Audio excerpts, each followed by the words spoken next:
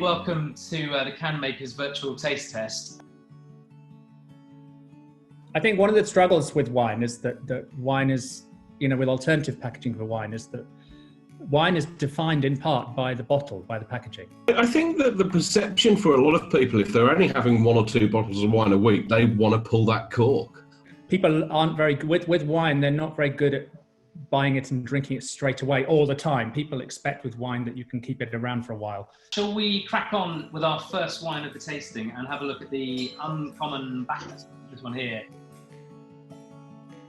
This is from Surrey, and they've made it in an extra brut style, I believe. Yeah, let's have a taste and see how we get along.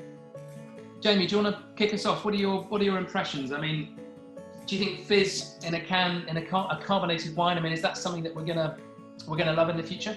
Yeah, I don't see why not. I mean, the thing about fizz is very expensive to just pure good fun, and I think that this is the good fun end of the market. Could certainly work well in a can. Regarding fizz in a can, especially as the Prosecco ruling changing the other day, that rosé Prosecco, I think that we will see rosé Prosecco in a can will be very much for the youth and the youngsters. I think they'll think that's absolutely fantastic.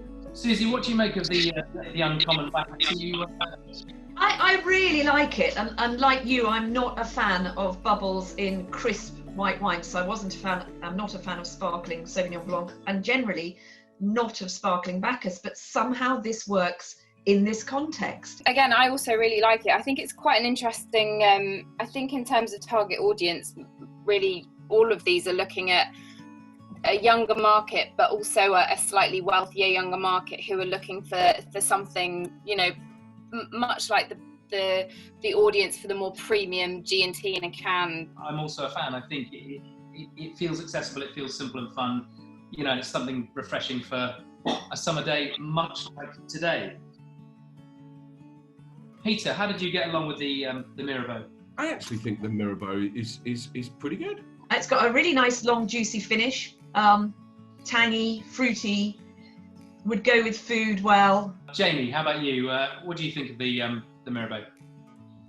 Pretty spot on, I think. Everything about it, the packaging, the nice, soft, easy, fruity rosé in the can, and the price seems reasonable as well. Let's dive in. Peter, what are your impressions of this one? Well, it's a little bit sweet for me, but I think it would be quite a crowd pleaser.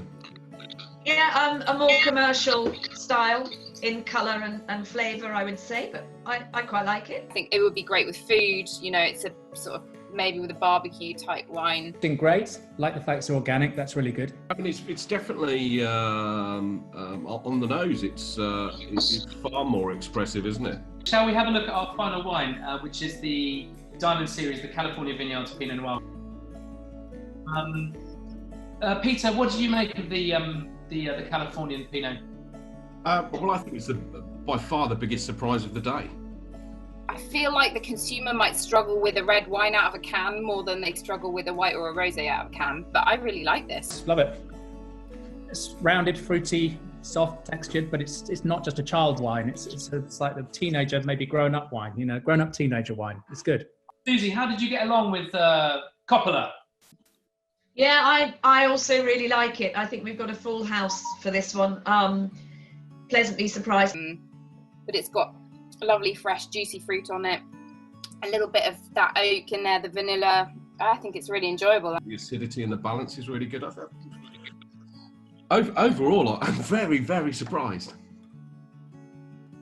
But I have to say, I think coming out of the tasting, the surprise for me is that the red wine works so well from a can. I think putting something unusual and calling it the uncommon and allowing one to try something different, I think that really works in a can.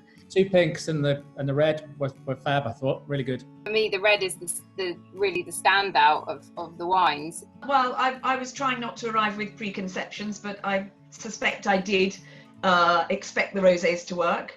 And was sceptical about the red, and so the red has, yes, this has completely opened my eyes to the possibilities of decent red in cans. Honestly, going into this, I was completely convinced that it would be a story of white wine and maybe rosé. Who knew that it was going to be a story of fizz and red wine? And that's something that you could never have predicted. I guess the key thing is just to get people in the habit of drinking wine out of cans, and you know, it's such an alien concept for most people that I think that once they've kind of done it once, then maybe the path forward would be a lot easier.